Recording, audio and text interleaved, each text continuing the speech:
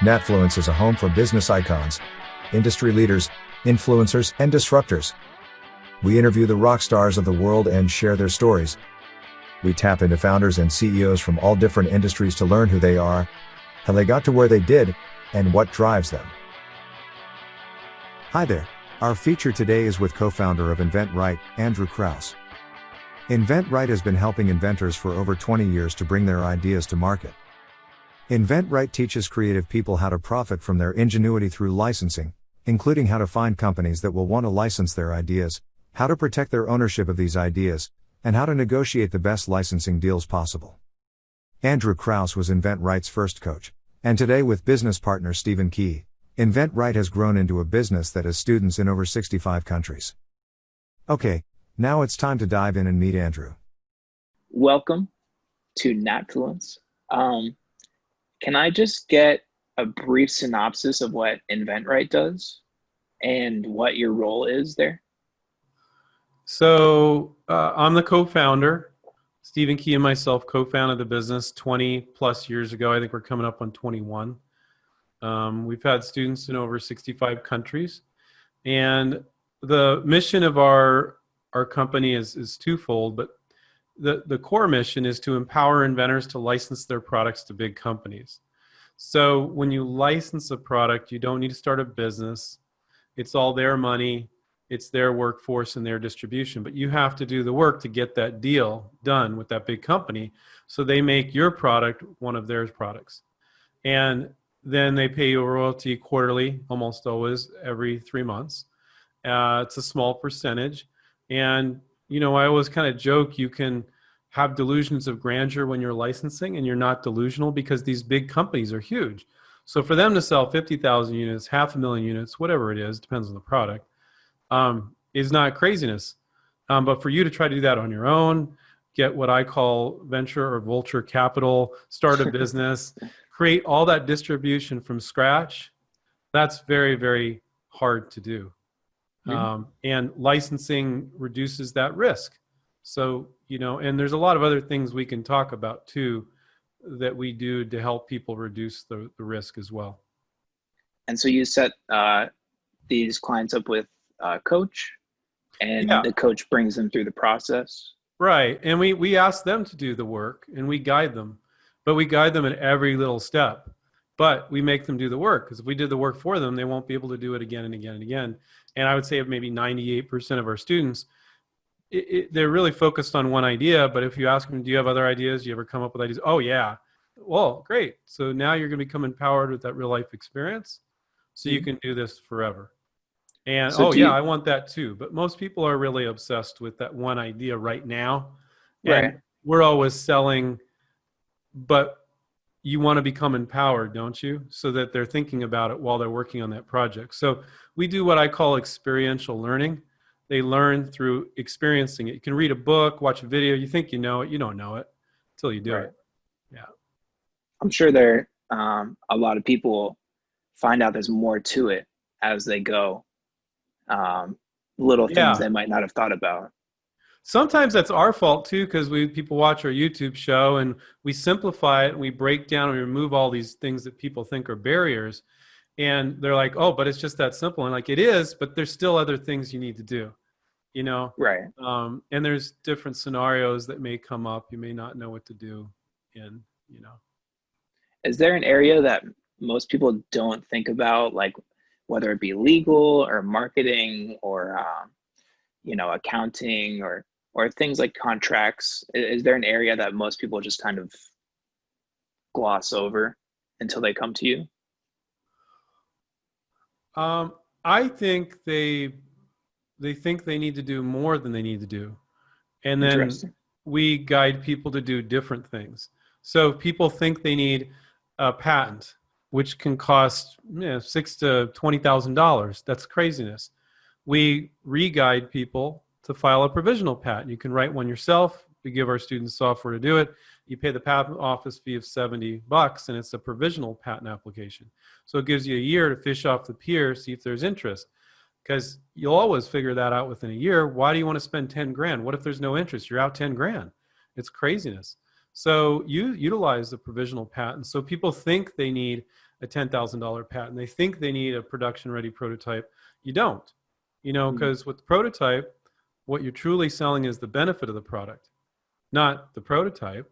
So if you do a good marketing piece and they can see what you're selling and they can see the benefit of it, who said you needed to make a $10,000 prototype? People jump to those conclusions all the time. So actually, you asked the question, what do people miss? It's actually people think they need a lot more than they really do. And you can take it down a notch and you're not taking any more risk. Interesting. Now, so you guys are veterans with licensing, inventing, and you offer that kind of wisdom to people. How did you get started? Did you have some failures in inventing, or were you just inspired? So, it was very interesting how we started. I was running my Inventors Association in Silicon Valley. I was the president of the group. And people loved the group. I had speakers, I had successful inventors, patent attorneys, prototypers. Oh, this is a great meeting, Andrew. I learned so much. And a lot of people, they came back because it was once a month, right? And they came back and they were in the exact same place. Didn't matter how great the information was. They were in the exact same place. And then I asked who is now my business partner, Stephen Key, to be a speaker. He's a successful inventor that's licensed a lot of products. And people loved him. Oh, I finally understand licensing, and they really liked it.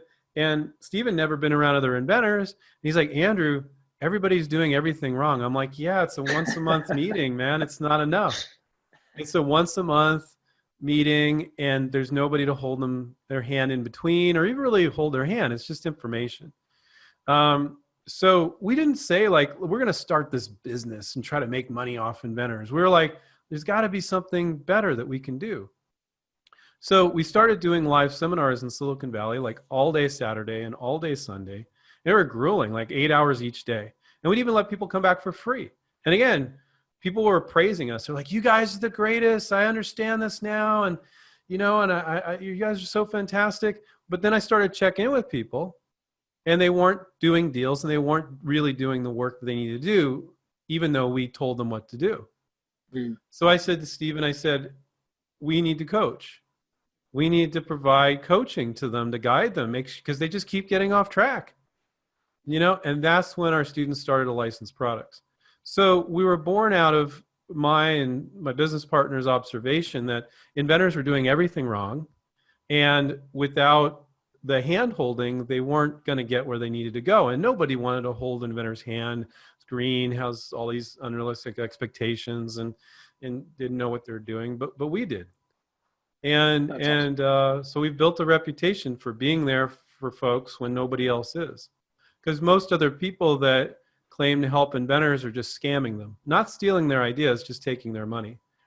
So I've never met an invention promotion company personally that has licensed, or a person that's licensed a product after paying 10 or 12 grand to one of these invention promotion companies that says, you don't have to do any work to the inventor. We'll do it all for you. I've never met one. But every day we talk to somebody who's been taken for 10 or 12 grand. So we wanted to be the honest guys, only helping people that wanted to help themselves, not people that got $1 million idea and just take it and do it for me and let me know when you've sold it. So we do a lot to filter, to make sure it's okay if people feel that way initially. Well, I got a great idea, I just need somebody to sell it. But then they watch our YouTube show, they read our books, like, oh, maybe I can do this. Yeah, that's awesome. And it sounds like it was a really organic process. It's extremely organic, and we were way ahead of our time 20 years ago. Companies are way more open to licensing now than 20 years ago. And it took a long time.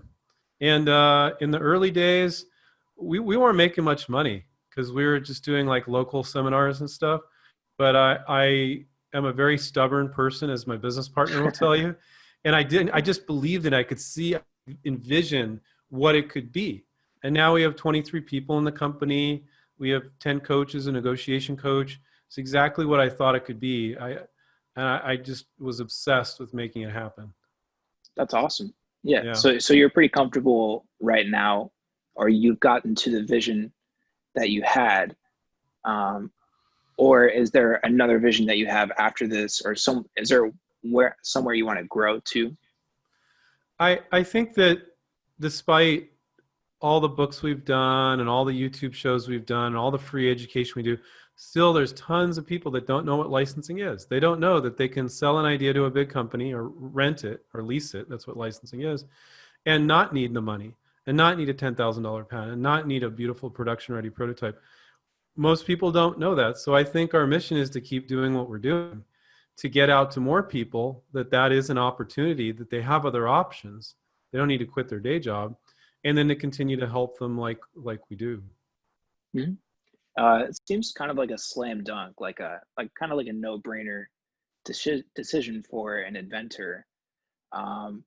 What do you think holds people back from doing licensing or trying to do this by themselves? It's a shock. Some inventors have been thinking about their ideas for months or years or decades. So to go from just dreaming up the ideas and daydreaming about them and actually doing the drudgery of working on reaching out to companies, making a sell sheet, filing a provisional patent, making a list of 30 companies to call, not 2 or 3, that's just work. No, it's a fraction of what it takes to venture, start your own business, but it's still work. And to go from being a dreamer, an idea person, to being somebody that works on these ideas, maybe you're a plumber, maybe you've never done sales, you're afraid of so many things. You're afraid companies will rip you off. You're afraid that I couldn't talk to some big company. Well, you're not talking to some big company. You're talking to a marketing manager, and you can't approach these big companies. So a lot of people have these disempowering beliefs, and we take those away. So that's a big step for people to make, and we can't be too critical of that. I think when people watch us ramble on YouTube for sometimes months or years, they start to go, I can do this. And then they have to be at a point where they decide to do it. You need like 2 to 6 hours a week to do it. You don't need to dump everything else you're doing, but that's a commitment. It takes people a while to decide to make that commitment. Mm-hmm. I've seen some of the YouTube stuff. It's really nice that you do the Q&A. No, cool. Sometimes it seems like you're repeating things.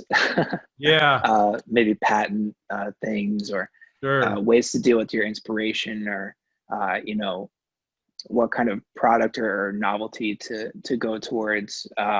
Is that the case? Do you find that most of the questions are the same questions? It is, but it's new to them. So, Right. and I don't personally, when I was our only coach back in the day, now I don't do coaching anymore, but, and I think the coaches feel this way.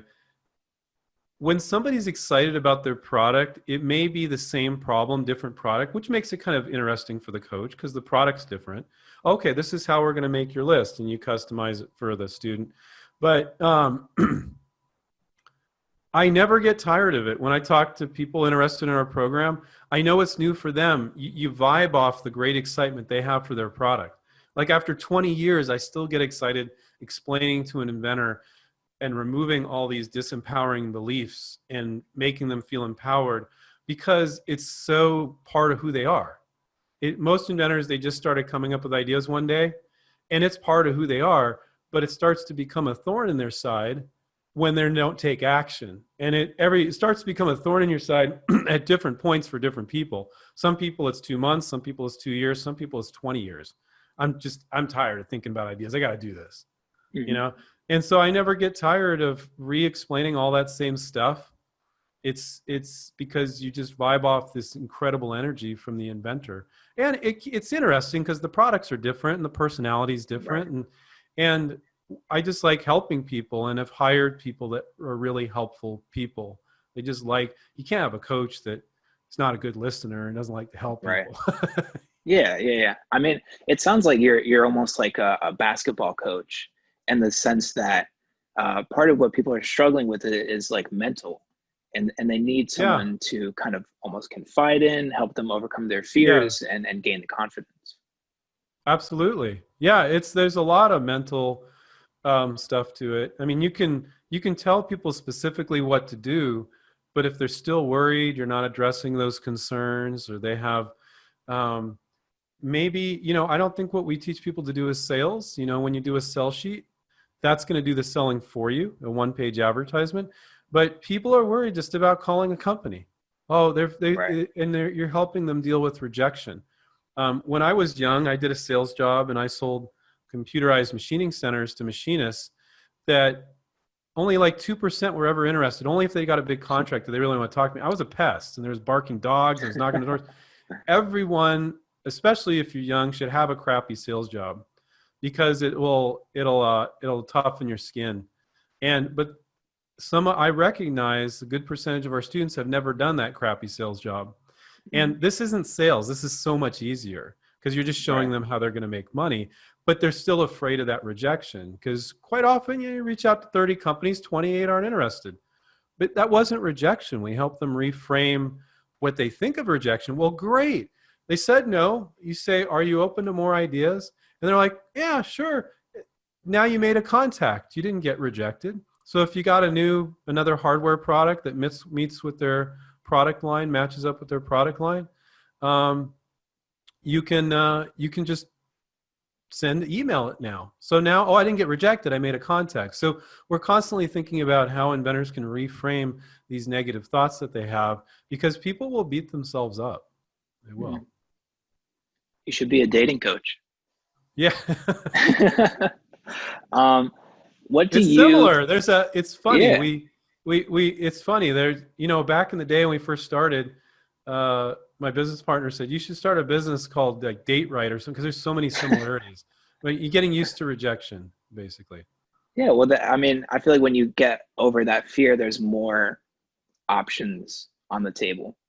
Right. There's more, you're willing to explore a little bit more. You're willing to take more risks, I guess. Right. Let's shift gears a little bit. Let's get a little bit more personal now that we've broached the topic of dating. Just kidding.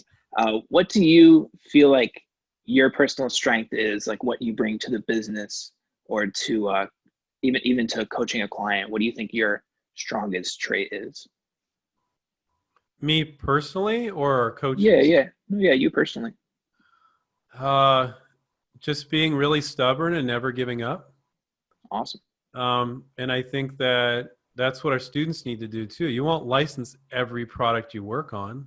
You're going to get a lot of rejection. But if you really believe in the product, you got to keep going. If 5 companies say it won't work because of this and you can't fix that problem, well, then you're done with that project. But if they're giving you non-specific no's, or not at this time, not a right match, pull that product out of the closet 6-8 months later and resend it to all the same companies. Most inventors would never do that. And I get students that license stuff all the time. So I would say a persistence and stubbornness about it, but with intelligence. I think a lot of inventors can be stubborn about it, but they're just beating their head up against a brick wall and they're not doing anything different. I think the big thing with us is you can be stubborn and determined and persistent, and I like to say consistently persistent. Okay. And if you're doing the right things, it'll get you everywhere. But if you're consistently persistent and you're doing all the wrong things, and sometimes they'll ask inventors, so why did you think that was true? And they can't answer. They're like, I don't know. It just made sense to me. Well, it's not true. So in the area of inventing, not just inventors, but people in general make all these weird assumptions like, oh, the first thing you're going to do is get a patent, right? It's like, hell no. That's not the first thing you're going to do. So people make a lot of assumptions that how you license a product, and they're almost always wrong. But if you're very persistent and you do the right things, you can go very far. What do you say to that person who's had 5 kind of rejections and they're about ready to quit? How do you instill that persistence in them? Well, you only need one. So with licensing, you only need one because you might reach out to 30. Back in the day, we guided our students to get at least 10 companies. Then we said 20, and now we say 30. Now, there's some projects only have 12, and that's fine. But if you have 30, they need to be on your list. And you only need one, and then they're going to take everything on. So you have to talk about the benefit of when you close that licensing deal, what you're getting. That should be a large motivator because you get the money, you get the workforce, and you get the distribution, and you move on, you do other things, and they're risking all their time and money and doing all that work wow, that's a huge benefit. So whenever people are feeling like rejected by a few companies, it's like, wow, that's like nothing as far as work goes or rejection goes compared to what you get if you ventured. So you got to help people put it in perspective. People that have ventured and tried to start their own business, they respect licensing a lot more than somebody that hasn't, because they know how brutal it is. And it's like, wow, licensing's like easy compared to that. And the amount of rejection you get is going to be way less. But you only need one. So you have to look for the reasons why not to feel rejected. Like I talked about, if they say no and you say, oh, can I submit others? And they say yes, well, you didn't get rejected. You just made a contact. Right? And then you got 30 companies, you only need one, so you're not done until you call them all, God damn it. You're not done. And that's what we tell our students. And most inventors won't do that. Most inventors will piddle around, call one company at a time. It'll take forever that way. You got to call them all at the same time. So you got to do things that don't make you feel disempowered. Like if it's taking forever, because if you called 30 companies, you wait for everyone to respond to you before you called another, it could easily take a year and a half, 2 years. Whereas opposed, if you call them all at the same time, you know, the vast majority of them are going to get back to you. You got to make multiple attempts within, let's say 2 months or 3 months at the most. You're not going out like 2 years and and that's just, you're beating yourself up when you do that. You know? Now, for an inventor to stay smart, do you help them pivot and change their product if things are not working out? Yeah, absolutely. I think most of 90% of inventing is done after you contact companies.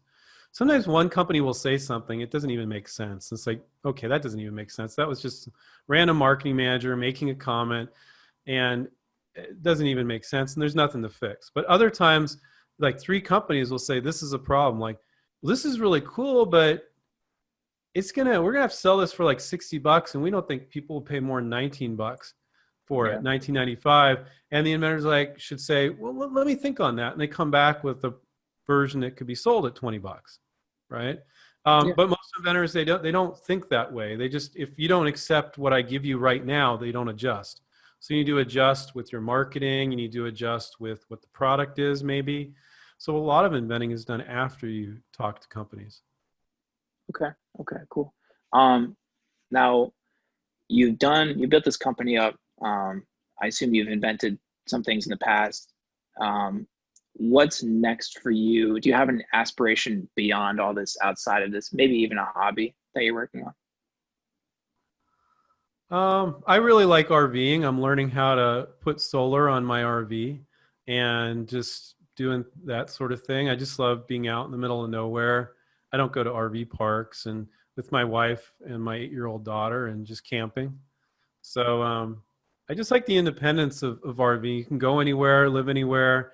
And then I'm just fascinated. There's a fellow YouTuber on that talks on solar, with learning solar. I'm not an engineering type of guy. I'm more of a marketing guy. So for me to feel empowered doing more engineering, electrical stuff and learning about electrical, that feels really good. It's very different than guiding inventors to license their products. A lot of our students are engineering oriented, and I understand it, and they can explain it to me, and I can guide them on my piece of it. But it's just really cool to put myself out there and learn something new. And it's the same thing for inventors. They learn how to license. And for me, to learn about electrical and setting up solar and all that sort of thing, and doing and tricking out my RV so I can go out into the woods and have fun with my family. I just really enjoy that. Where do you put the panels on the roof?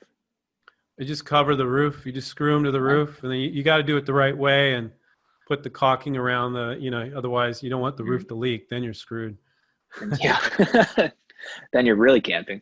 Putting the panels on was the easy part, because that was mechanical for me. Learning about electrical so I don't fry myself. Batteries and stuff. It's 12 volt, but still, you want to do the right thing. So. Yeah. Do you have a personal motto or mantra, something you say to yourself when you wake up, or something that keeps you going? I don't think I say it to myself, but I think I talk to my business partner about it, and him and I are in keeping. Always do the right thing. Always be helpful. Always be kind. And it doesn't matter if occasionally I get a crazy inventor on the line. I'll always be respectful, and I'll Right. always be helpful. And they might not ever be a student, or I don't want them to be a student, because we do filter who our students are. Mhm.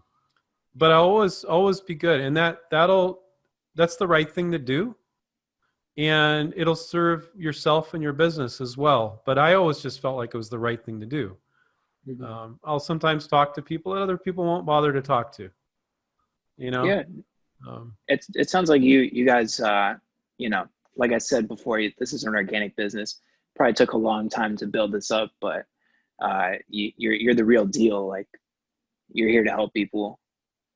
That's what it yeah, and sounds like. that's who we were when we started, and we didn't lose track of that. I think a Mhm. lot of people that help inventors, they find it easier to take advantage of inventors than to truly help them. And so people tell us this all the time. They say, your guys' brand is honesty and transparency.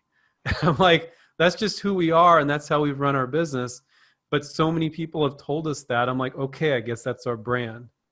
That's a It's a good little thing. sad that people think that that's a brand, that so many other people aren't being transparent, aren't being honest, Right. that we just by doing that we stick out so much for that. That's kind of sad. Yeah, that is sad, but it's Yeah. good for you guys. It's good that you're doing But that. people recognize that, Yeah. and I think when you get on a medium like YouTube and they see you on video, you can kind of tell, It's you can cheesy. You're in front of the Yeah, Lamborghini. you can kind of tell, and I really like that. We started off on Blog Talk Radio before podcasts were even popular, because we've been around forever. It was like a recorded stream and live stream on like it was called Blog Talk Radio, and then I convinced my partner to get on YouTube, which was one of the greatest things we ever did. That was huge for our business.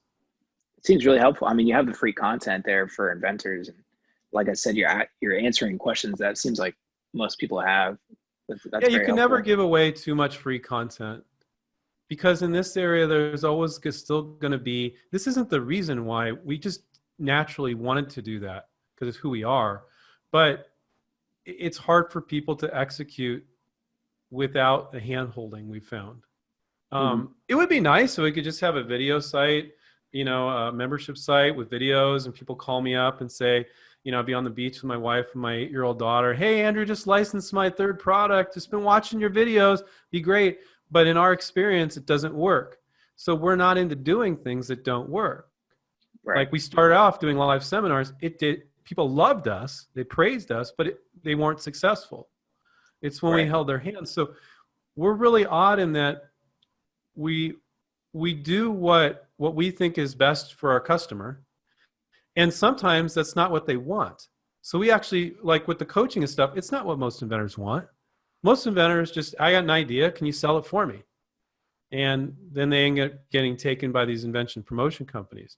And we're like, no, you got to do this work. So we cater to a small percentage of inventors that are willing to do the work. Now, fortunately, they watch the show and they start to go, oh, if we just said that you can do this, it doesn't mean anything. But if we talk about it and remove all these roadblocks in our books and in our show, they start to understand it. And then a small percentage of people become our students. So, All right, folks, that's a wrap for today.